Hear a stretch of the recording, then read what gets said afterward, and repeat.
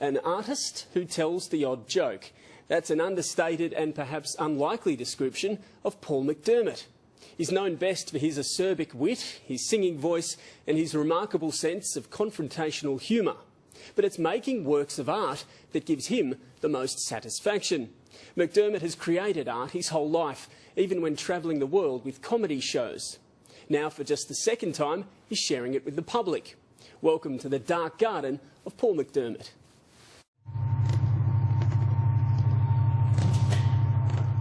Oh, look at all my things, huh? We've got all the corpses out. Oh, I forgot all about this rubbish. There's more. When I used to travel with the All-Stars and other people, I used to always do little 5x7s because I couldn't take larger pieces on the road, really. So I just used to have acrylics and things like that and paint on the road. So what fraction of all of your stuff is this? This is minuscule. Just how to display 3 decades worth of painting, drawing, collecting and creating is the latest challenge for Paul McDermott, as well as the process of transferring his work from his mouldy cellar at home in Sydney to a gallery in Canberra. Who's in the box? Oh, Mr. Beautiful Head. I haven't taken Mr. Beautiful Head out. This is actually significant. This was... His entrails are spilling everywhere. He's gutless.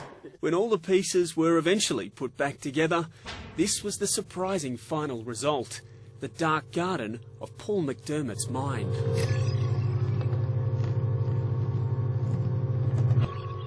It's a melding of sort of numerous different ideas that come together in this space, the dark garden, and I would like to make it an enveloping space so that when people come in here they feel surrounded by the garden. It has a number of different elements to it, but I suppose a lot of the thoughts involved in it are about science and biology and catastrophe. A lot of the reason for the darkness came out of that big oil spill years ago. That I just wanted to paint these black paintings that in some way referenced that, like a world that had been corrupted by things like chemical spills or oil spills or what's happening in Fukushima at the moment. How important is painting and drawing and creating things for you? For me?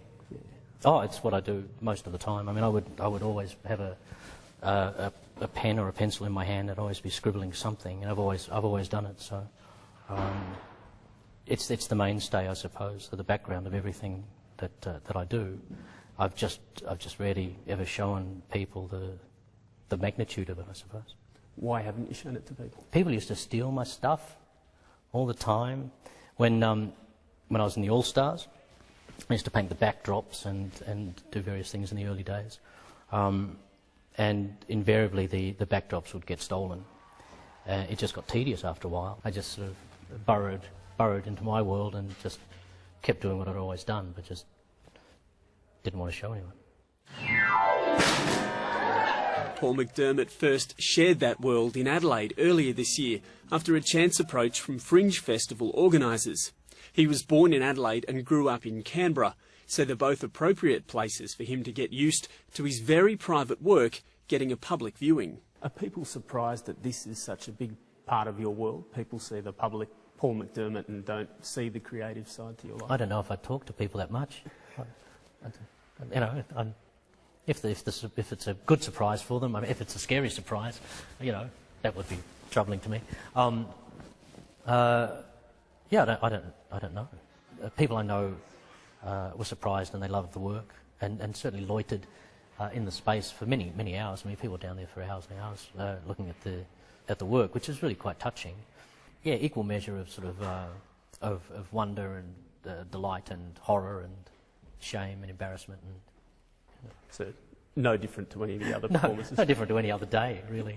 But it was great that people were engaged with it and liked it.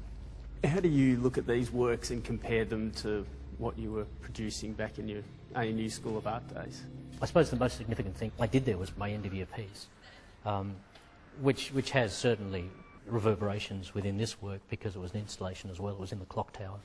And out of all the things I think I've done in my life so far, all the different elements and different shows I've been involved in. That still stands as the most significant thing I think I've achieved, and no one saw it.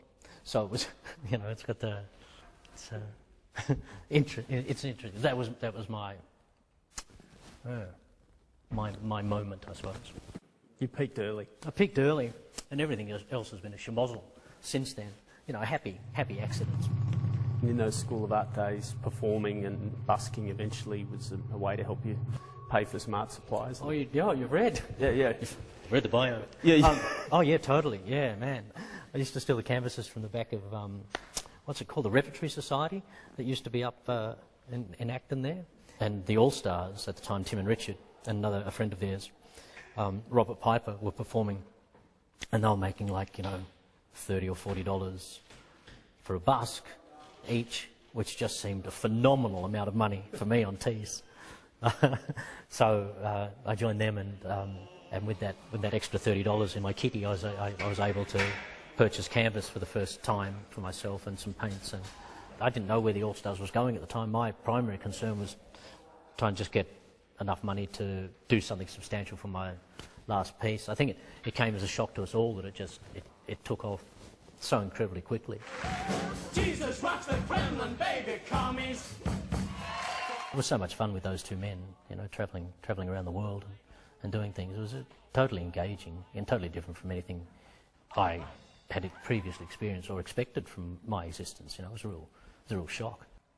But this is the first time I actually had a whole month to paint, and it was probably, since art school, that's probably the most intense period that I've invested myself in the world of painting.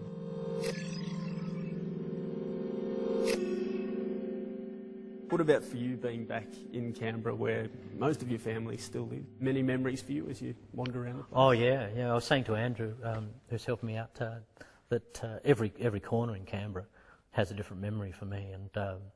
And for some reason they seem to be quite potent memories. So every time I come back here, I get assailed with all these bizarre sort of, moments that where wonderful, stupid, insane things happened in this city. So, yeah, I don't know what it is. It's just, I've been to many cities and I've lived in many places, but Canberra just has something that's incredibly powerful in it for me.